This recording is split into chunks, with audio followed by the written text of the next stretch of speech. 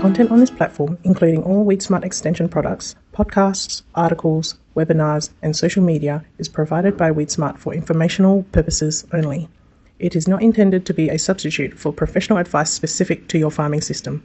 Always seek advice from your agronomist or other qualified providers with any questions you may have regarding specifics around herbicide use and integrating weed management into your farm system. Hello everyone and welcome to today's Weed Smart video. My name is Emily Chambers and I'm a Southern Extension agronomist for Weed Smart, and today I'm joined by Greg Condon, who's based in New South Wales, is one of our extension agronomists there, and today we're talking all things knockdowns. We're reviewing how we've gone with our knockdown programs. As people are, almost finished their seeding programs or are finished their seeding programs, we thought it'd be a great chance to review and reflect on, I guess, how we've gone with these knockdowns following some quite favourable rainfall, particularly in this autumn period. From a South Australian perspective, it's not really as common, I guess, that we'd always get these knockdown opportunities. So it's been a really great year of learning, I guess, from the germinations of weed that we've got and the control that we've managed to get this year. So we're keen to talk about a few of those things. Greg, how's things gone, I guess, in your region knockdown wise? Has it been quite good rainfall over these last couple months that's put it into good focus, I guess? It has. Thanks, Emily, and good to catch up on a pretty important topic to review what knockdowns have worked and what haven't. So South Australia, Victoria, and a large part of southern New South Wales had that March rainfall ban that went through. So previous to that, everyone was very dry. So it was a pretty rapid turnaround. So we had quite a unique scenario. We had a big germination of summer weeds, and then we were sort of tipping into autumn. So we saw the winter weeds come up as well. So it's a pretty, it's rare for us as well. Like autumn, particularly April, is our driest month. So our rainfall, our rainfall spread equally across the year. So for our local area here, we get sort of 30 to 40 mils per month, but your evaporation is so high in summer, so you don't. We don't store as much, but it's a March rain like we did. And germinate the weed, and they just stayed very mild afterwards. We didn't sort of have the heat, and there's been a couple of follow-up falls into April, so crops have gone in beautiful on time. It's a bit dry to the west and to the north in New South Wales, and that's sort of been a bit challenging for those growers, but southern New South Wales and Victoria in particular, as well as having a really good start like South Australia. So the knockdown program has been intense, and again, we learn different observations and different outcomes. So that's a good opportunity to have this little bit of a chat around what we observed and other members of the Weed Smart team as well. So we've had some really good discussions internally, haven't we, Emily, about what people have seen between Chris and Pete in the West. So we'll cover that from our own experiences as well. Yeah, definitely. And this year, I think it's great to frame it as an opportunity, as annoying as it may be to have to be going over these paddocks several times, like we're talking a fair few times to be doing these knockdowns. It is such a great opportunity to set our season up well. So yeah, really, I guess, taking advantage of that. We don't get it every year. In South Australia, like I think it's a good point, the distinction between, we're talking about knockdowns, but there's sort of a difference between our summer knockdowns and our summer weeds and our autumn stuff. So in South Australia at least, we actually had probably like a fair bit of rain towards the end of last year's season, sort of through harvest, and probably the first like sprays were not far behind the harvester. But then we sort of, I guess, were drier over that January, February period, wetter in March, and then it has actually probably been a bit drier since then. So it's just sort of, I guess, interesting to think of the different flushes. We have definitely had a fair few germinations that have come out of this, and it probably leads to a really important point, I guess, about timing and a big question, I guess, of growers of when to be spraying weeds. Are we waiting for another germination, another rainfall event? And it sort of varies. But I guess there are areas that probably got more of that rainfall in bigger chunks. But in South Australia, there's definitely areas that it sort of was, I don't know, there was a rainfall event every couple of weeks, really, and it just several germinations. So how do you, I guess, manage spray timing? And are you thinking, I'm wanting to target small weeds and get them while they're actively growing, or are we sort of wanting to wait for germinations? What's your mindset towards it? Well, I guess, yeah, small and early is better. So for a whole lot of reasons, I guess in terms of chemical rate, I guess resistance profiles and the intensity of applications on bigger weeds really gets challenging. But also, if we sort of go back to first principles of why we're doing all this, so the return on investment from summer fallow weed control is still the greatest of any other for the dollar spent for dollar return is greater than any other thing we do in dryland cropping. So Cobblink Master has done a great job refining a lot of that work, and it's up to $6 return for every dollar spent on summer weed control. So that's massive. We focus a lot on pre-ems and nutrition in crop, but summer fallow weed control, and that extends through New South Wales, Victoria, and even into South Australia. So we've learnt in the past it was, I guess, a northern farming systems and WA as well. So in the north, they really value that summer water, but we've come to realise that we value it as well. And as Cole and then Cindy McMaster, Cindy Benjamin from WeedSmart has put it in an article around buying yourself a spring. So Mm, as we know, winter and spring rainfall is largely erratic. So if we sort of go into a year of low growing season rainfall, we've got that buffer of stored soil water there. That's a really a good insurance for the season ahead. So I mm, guess that the mantra is spray small and spray when early. So it come back to logistics. So we know we can use lower rates. We don't have the complexity of the mixes when the weeds are small.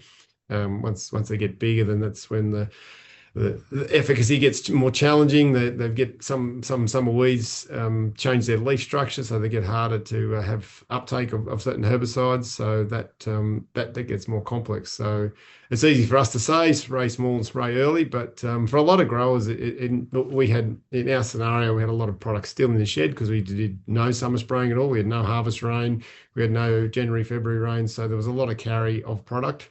So they were sort of prepared to launch when that March rain event occurred.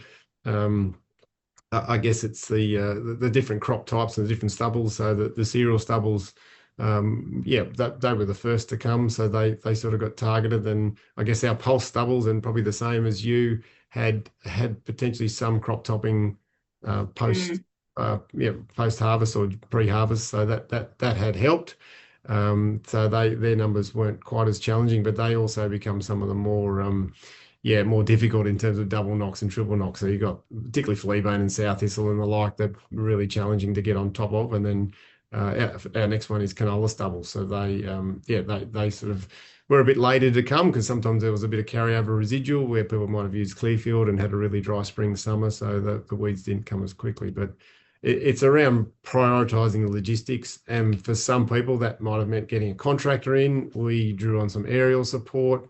So it's the agronomy and the science behind the process is well known. For a lot of people, it's the execution, and there's some really good support and some good documents from GDC and from WeedSmart around how people can look at fill points and what sort of process their logistics look like to get across and spray quite a big area in a short period of time. So we have a target of trying to get across within 2 weeks, spray the whole program within 2 weeks. So that's whether you're at 2,000 hectares or 20,000 hectares, and people think we're absolutely bonkers, but it's such a well-established benchmark for people to aim towards that it does pay. And if you get through the first lot, then you sort of come back and become a bit more strategic for the second pass. yeah, they're all really great points. Logistics is a big side of it when you're trying to chase those early weeds, but it's so great to see, I guess, the benefit from it is just amazing, really, from that sort of fallow weed control. And even at the moment, we've been seeing, I guess, all the issues that come with the green bridge as well. Like you're sort of Yes. trying to get crops up, you've got potential insect issues that might be hindering it, and it's a good reminder, I guess, of a lot of good things can come out of that fallow weed control. So yeah, definitely reaping the benefits from getting out there early and trying to think of ways to make it work on farm is really good. So yeah, Well, that's the current nitrogen price, you talk about the green bridge. So you obviously you're breaking the cycle for things like green peach aphid and leaf diseases such as stripe rust and whatnot. But at nitrogen, it's currently valued at $3.20 a kilo as of today. I just did some numbers. And so Cole McMaster's work, they were sort of averaging between 30 and 70 kgs of N savings. So Wow. yes, there's potentially $200 a hectare in savings between an early spray and a late spray for summer fallow weed management. So that's not not just the soil water that your crops draw upon in the winter, it's that valuable soil nitrogen, and other nutrients have been measured as well. So there's some really good data around it across the region, and I guess that's why growers and agronomists prioritise it, and we need to review it on a regular basis because it's only going to get more and more important as we sort of value our summer water. Yeah, definitely. No, that's a great point. Well, it sounds like a really great win, I guess, to be on top of that summer weed control and autumn weed control, I guess, and getting those benefits. I thought it might be good to talk about some of the other wins that we've had throughout this knockdown sort of period.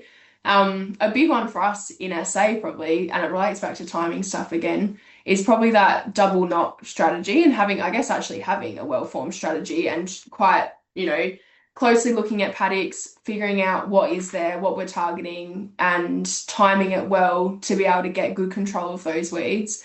I don't think that anyone that's gone out with a double knock has regretted it in SA. I think that it's maybe the other way around where if we're trying to sort of, it's so understandable. There's a lot of sprays to be doing and it feels, I guess, expensive at the time going over so many hectares and so many times, but the payoff has just been really great. We've got great control from the double knock strategies here. I think in SA, when we haven't had these knockdown opportunities in the last few years, we probably kind of forgot what this time of year looks like.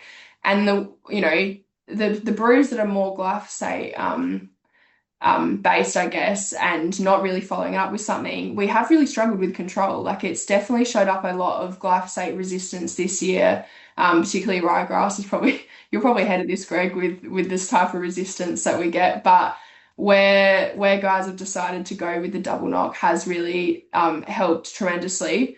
And I guess just getting the most out of the products and the brews that we're putting out there has been a really big part of it, being able to mix in your spikes with the paraquat that's following up, letting glyphosate do its thing sort of as a standalone and not having anything sort of, I guess, antagonizing it in the way that it works biologically in a plant. And I think if anyone's sort of wanting to hear more on that stuff, like Mark Congreve's resources that we'd have up on the Weed Smart as well, he's got really, fantastic points on mixing and brews and particularly with glyphosate of how to get the most out of these products. So that's been a big thing for us, I think, and a big learning that I've taken away as someone who hasn't had as many seasons with knockdown opportunities has just been how much better those double knocks really do hold up, and hopefully they'll set us up well for the rest of the season, which has been good. So that's been a big win in SA, and I'm hoping that it'll set our crops up quite well, being able to get control of those weeds before the season. We're not chasing them in crop, so that'll be exciting. How have you guys been going with sort of the double knocks or even the triple knocks? Have they also been holding up really quite well this year, or do you view them differently with different rates of resistance? Is it maybe not a glyphosate followed by paraquat, more so maybe paraquats followed by paraquats? Yeah, it's a paddock by paddock basis, but it's a great comment you make. So when we've had this autumn rain, low like knockdowns pre-sowing compared to dry sowing when you're relying on preems, it's a very low cost tool to clean up some big weed populations. So you don't get the whole lot, but we've had a great opportunity to get a knockdown on all sorts of weed species. So obviously we talk a lot about ryegrass, but we're sort of controlling all sorts of things, volunteer pulses and volunteer canola and even capeweed. Like it's amazing how capeweed sort of re-emerged as a weed when we have a few years of dry sowing in our legume crops, how problematic it becomes. So it's been fantastic to get a good control of that. New South Wales and Victoria as well, we hold the crown for quite high levels of glyphosate resistant ryegrass, unfortunately, Emily. So so we've become quite we've become conscious of that. So we've seen a lot of largely firebreak escapes that have moved into cropping areas, and we've done a lot of testing through the testing services through John Broster and Peter Botsalis and Roberto. So we know that these populations are resistant, and then we have a lot of others that we suspect as well, and we're still getting around to testing them. But the double knock for us has been a really big step, and then that triple knock that you mentioned has sort of been that next step. So we largely aim to use glyphosate on its own, which is something that's really important we should talk about. So Mark Congreve, to his credit, we're a massive fan. The less stuff you put with, the less modes of action you put with glyphosate, the better it works. And if that's one thing everyone takes away from this little discussion, is that, yeah, if you want to get the best out of glyphosate, just don't put any mixing partners with it. So we're just finding the double knock, particularly with the paraquat and the group 14 spikes, is working really well. There's some great research from industry and the Pterodor and Veraxor and Sledge and all those mixed partners that have been developed over time. So they're working really well with the paraquat. And then it's also the opportunity, if you do need a triple knock, then we're generally coming back with another paraquat again. So that's in a unique case. In high level cases, we're actually coming back with tillage. So that's yeah, when we've sort of got some populations that are just too difficult to control, tillage is still a part of the process. It's not the starting point. So if you see some of these populations where it doesn't get the double knock or the triple knock and it just gets the tillage, yeah, you sort of don't get as great a result. But yeah, some of that tillage in combination with other strategic purposes, whether it's a soil amelioration program or whatnot. So that is still an option and something people can think about strategically, as well as is optical spot spraying. So we're lucky in our part of the world to see some of that triple knocking being done with the optical spot spraying. So and a lot of cases, if you think of when you look at some of these fields, there's really low percentage of numbers that are surviving, and with the optical spot spraying technology, you can, as per the label, increase your paraquat or your group 14 spike, potentially even glufosinate, which we can talk about as well. So there's some other tools in that spot spraying space that help save on costs and really target those challenging, particularly ryegrass triple knock or generally glyphosate resistant. And in some cases, there's a little bit of paraquat resistance around. That's pretty rare, but that sort of needs to be accounted for as well. So we've learned from probably 21 to 23, those periods, we had some really favourable wet sort of summer autumns, Emily. So we've had to basically reinvent the wheel around how we do some of the double knock and triple knocks. And we've also learnt the synergy that comes. We talk about mixing modes of action with Roberto Bussi's work, mixing things like Overwatch or Boxer Gold, or even triazines with the paraquat, and the synergy that hots up the paraquat. So that's been giving us some real. Oh wow. Yeah. So where you're using That's good. those preems in certain cases. So there is there's some really good work. The new generation of group 14 chemistry has probably been a big game changer. Like that's given us a lot more confidence, particularly the big three, as we call them. So they're working really well with the Sharp and Veraxor and Pterodor. Then you have the others sort of behind that, like Hammer and Sledge and whatnot. So it's they've been really important, and we've learned how to use them much more effectively. So that's there's some good knowledge and some good Weed Smart resources. It's a good point you make from previous case studies and whatnot on double knocking and triple knocking and how it suits different areas. It might be different to the South Australian mallee or the Victorian high rainfall zone. So just dial in. And Yana has done some great work in that high rainfall zone where a lot of that ryegrass is resistant. So tap into those resources and see what sort of suits you and discuss it with your advisor. Yeah, hopefully I think in SA this year it's shown up a lot of weeds that have gotten through sprays. It would be really good, I think, to actually confirm it with a resistance test. Yep. It's sort of hard to pinpoint it. It could be so many different things, and it's hard to, I guess, figure out what exactly it could be. Resistance definitely is a valid, thing that comes to mind, and it probably is a really great idea from this point on, if you have had a weed failure, actually get it tested and just try and pinpoint exactly what it is, because it can be so many different things. So I'm hoping that comes a bit more out of the lessons for SA this year. And yeah, I guess I really like your points on all the different mixing of product stuff. We've probably, in SA this year, I'd say, as well as some of the resistance issues, we've probably also then had some weeds that have been getting through brews that, it's not so much resistance, it actually more is probably products and what's in the tank. So what comes to mind for me is medics and volunteer legumes have been quite difficult in SA to get a hold of this year, and they've been slow. Like, I think it's hard sometimes to get it in your head, has it worked or is it just slow? But I think I just wanted to touch on that as one of the things that we've been seeing in South Australia. particularly, I'm probably thinking more so the medics. They Mm. were later to germinate. Probably some of our sprays in sort of later March onwards really struggled to get a hold of some of our medics.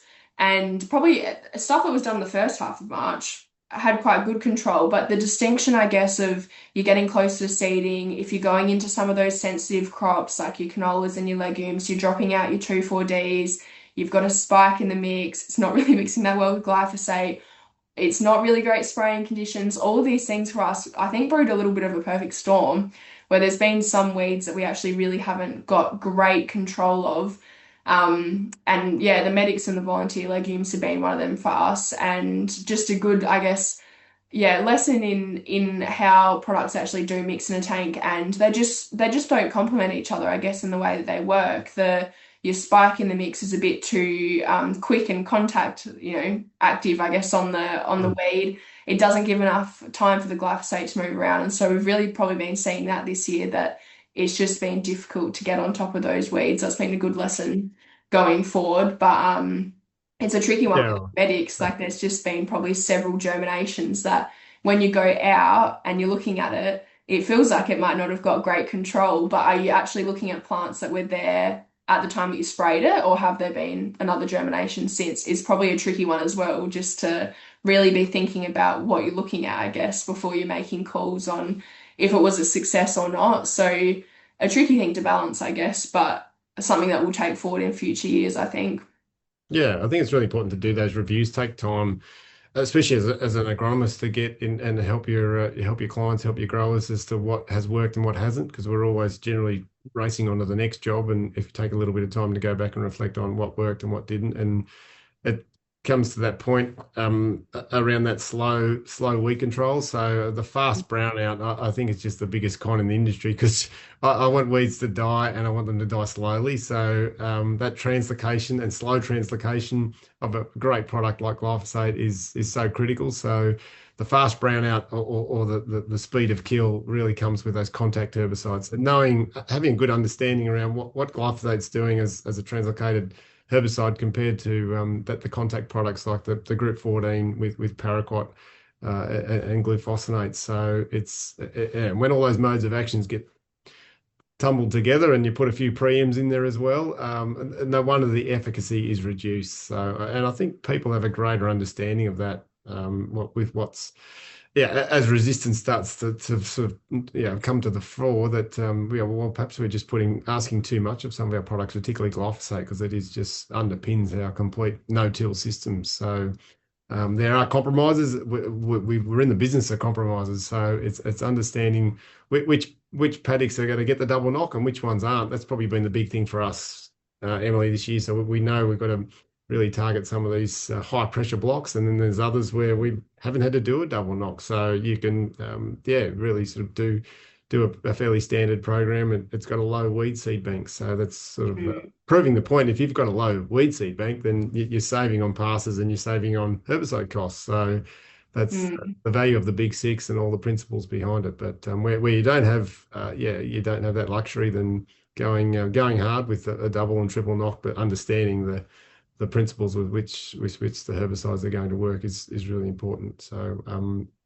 good to talk about glufosinate. So it's a lot of great R&D happening in that space from industry, and Chris Preston, to his credit, has done some really good work in recent times in helping us understand how this herbicide will have a fit into the future in our summer fallows and autumn fallows. So the mixtures with AMS and mixtures with Group 14 spikes. So there's a lot of really good information coming from industry that will help everybody in the next few years around how, as this product has got cheaper, either in a blanket application or an optical spot spraying sense. So that's another string to the bow for people to consider. It's a little bit different to paraquat. It has a high humidity demand. Conditions need to be a little bit moist, and warmer temperatures. So I think we're sort of getting a better handle on how glufosinate is going to fit. But certainly some good resources from people in the industry that have done work on the product. Yeah, that's good to hear. It's definitely exciting, I guess, to know of new products that are out there and new tools, I guess, in the toolbox, especially as we're getting more resistance to glyphosate. It's a little bit nervous what's going to happen with paraquat. So it's great. There's a lot of work being done in that glufosinate stuff, and hopefully it has a really good fit. And I guess all those sort of product compatibility things we've been talking about, it will complement them and suit well in our programs, which is good. I'm curious on the optical spraying stuff, Greg. Yeah. Like in your sort of systems, is it more used, I guess, in your later sprays that maybe the first knockdown that you might have is like a blanket spray, but then from that point on, you're more targeting, specific weeds and it's not so much necessarily across the whole paddock. That's the place for optical spot spraying in your area, or is it Correct. used the Yeah. whole way? Or No, it's optical spot spraying comes in after a blanket. So if you've got yeah. a volunteer barley stubble, like you target it with the blanket, and then generally and that blanket's generally fairly low cost. You might just do a glyphosate on its own in the summer, and then you start to come back with the targeted follow-up optical spot spraying mixes. So yeah, whether that's a Garlon 2,4-D mix or sort of straight paraquat on its own, or the paraquat group 14. So there's a recent update from Tony Lockery sort of went through that from AMPS around all the different options with optical spot spraying. So there's some great resources out there, but it just changes the dynamic. And Peter Newman has prepared that recent financial spreadsheet allowing people to calculate can they make an optical spot spraying unit work in their business. So it's sort of well known in high, I guess, large scale businesses where they've got a lot of hectares to do. But as you get into medium and smaller operations, we get the benefit of the optical spot spraying. So where it sort of has a great fit at the moment, Emily, is at sowing. So we've done a knockdown, we've done a double knock. And then generally, if you need to do a triple knock, or there's just a low proportion, weed like south thistle that just might be lingering, you actually do the triple knock with the optical spot spraying tool, and a lot of the time it might be only 5 or 10%. So it's really powerful, and something like volunteer legumes are the same. So for us, like the volunteer lupins or faba beans linger on. So if you've got the ability to just put an optical spot spray over those remaining weeds, and the pre-em goes out as a blanket, it's a big saving in chemistry. And as restricted use comes in with some products in the future, and just the economics of the whole process. So if you're putting 5 or 10% across the field compared to the 100%, and it doesn't take long to achieve some pretty significant savings. So I think there's a greater knowledge of optical spot spraying systems and interest from not only growers but also agronomists. It's actually a little bit different way to do your recommendations in your agronomy, but I think they're only going to grow more and more in popularity. You've got the sensors in terms of the NIR, like the weed its and the weed seekers and the weed detect, and then you've got the camera programs. So there's a growing array of them, from See and Spray and Carbon B and Scent Spray, and the list is quite long, but I think it's pretty exciting to see how they will fit in the future once we understand them better. Like the sensors are probably the benchmark at the moment. We've got some drones as well, which have a really good fit. So with the weed mapper type technology and GeoSelect, but I think they will help help us with these challenges that you're talking about in the knockdown space. Definitely. Does having the optical spot spraying technology change how you might think of residual herbicides at all in these knockdowns? Just because I'm just thinking, like, if it's, if we're only getting, say, 5 to 10% of the paddock, does it change your view on, say, including that 2,4-D that you might otherwise be dropping out if you were going across the whole paddock, or are you still sort of conservative about it? You don't really want to risk it as much. Yeah, well, you don't have to, because the new generation Group 14 spikes allow you to do that. So you can actually not have to lean on some of those products that will be problematic with residuals going into, say, canola with a 2,4-D application, because even at 10 or 15%, you go back and there'll be no canola growing that 10 or 15%. So yeah, we are sort of pretty careful in what we will use in that particular space with the plant back issues in a knockdown sense. So, but we've got more choices now than we've ever had. It's quite amazing when you sort of look into some of those spike technologies and at the higher rates that you look at sort of some of the work New Farm's done, and others that allow you to use it in an optical spot spraying sense. So no, we generally sort of use what's available, but you just sort of dial up the rates. I like that perspective actually. I probably haven't thought about that as much. It's not the optical spot spraying isn't as common, I don't think, around here, but it probably more justifies some of the more expensive spikes that we might turn Yeah. away from doing across a whole paddock. But when you're doing it in that spot spraying way, it probably actually justifies it having that more premium product is probably going to do a great job. And it's not over the whole paddock. I think that's actually a really great way of framing it and probably I haven't thought of it in that way before. So that's a good perspective, Greg. Thank you. Yeah. No, well, they've pioneered it in the northern regions. So in northern New South Wales and Queensland, they're sort of all over a lot of this stuff. They probably have a high proportion of fallow than what we do as they move from winter to summer crop. But yeah, we're learning from their experiences, and you're limited by your imagination, but yeah, within label restrictions, of course. Yeah. Oh, that's really good to hear. Well, that wraps up the knockdown discussion. Thanks, Emily, for initiating the discussion and all your thoughts from what's happening in South Australia and the region. So I think it's a great opportunity, as Emily mentioned, to go back and review what worked and what didn't, because it's been pretty rare to get such great March rain and have summer and winter weeds all at once. So thank you. And if there's any queries or questions from the podcast, please get in contact with us.